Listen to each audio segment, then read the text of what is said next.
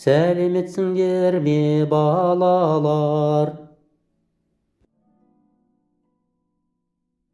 Бұл бөлім салт дәстүр және фольклор деп аталады. Қазақ халқы ертеден келе жатқан салт дәстүрін, өнері мен аса бай фольклорын сақтап, ұрпаққа жеткізіп келеді. Балалар, осы берілген суретке қарап, қысқаша әңгіме құрастырыңдар.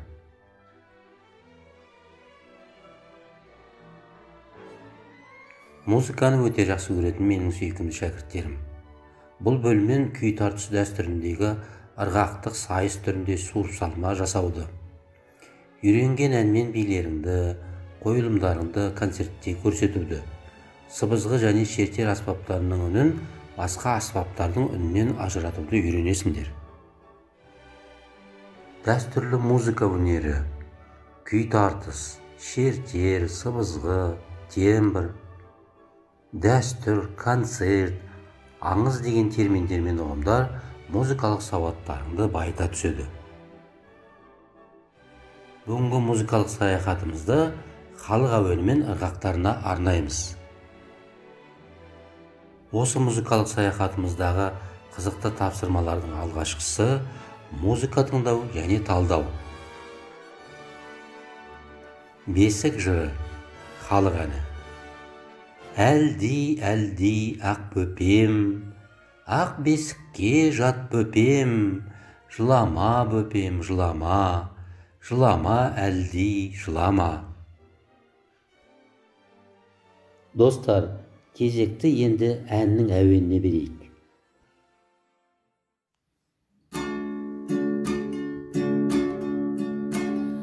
Әлди, ақ бөпем, ақ бесікке жат бөпем, жылама бөпем, жылама, жылама әлди, жылама.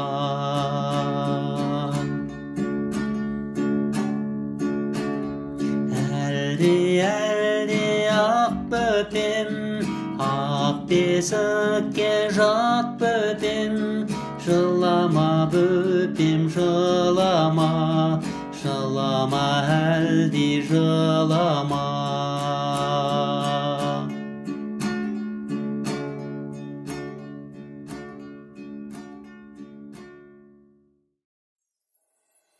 Балалар, бесік жырына арналған сұрақтарға жауап берейік. Бесік жыры қандай дәстүрге байланысты айтылады?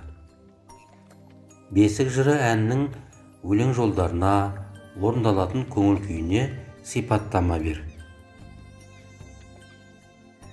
Бесік жырын ән айту ережесінің талаптарына сәйкес орында. Бесікті тербей отырып, әнді орындасаң, қандай темппен, екпінмен орындар едің? Бесіктегі бала ұйықтағанша және ұйықтағаннан кейін әнді қандай динамикалық белгімен айтар едің? Пиано, әлде форте? Дәстүр ұғымы саған бірінші сыныптан таныс.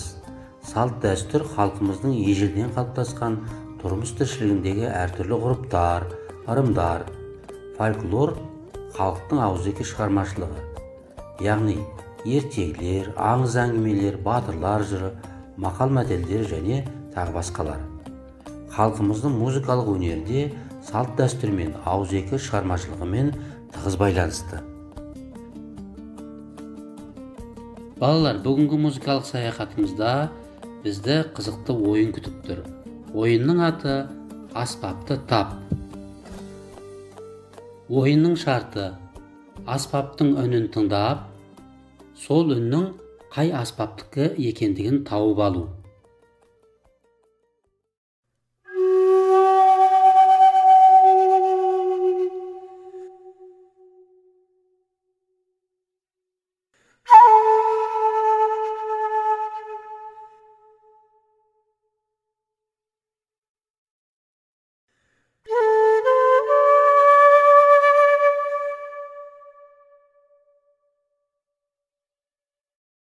Бұл қай аспап?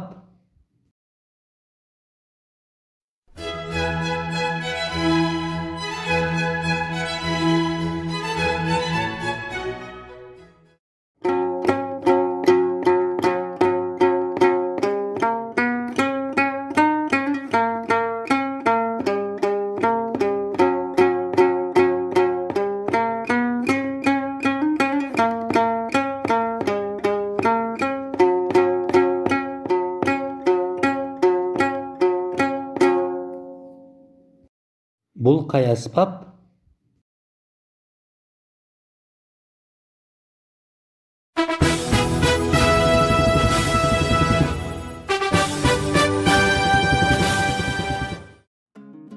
Алдағы сабақтарымызға сәттілік тілей отырып, мен сендермен осы көңілді әуенмен қоштасамын. Сау болыңдар, балалар.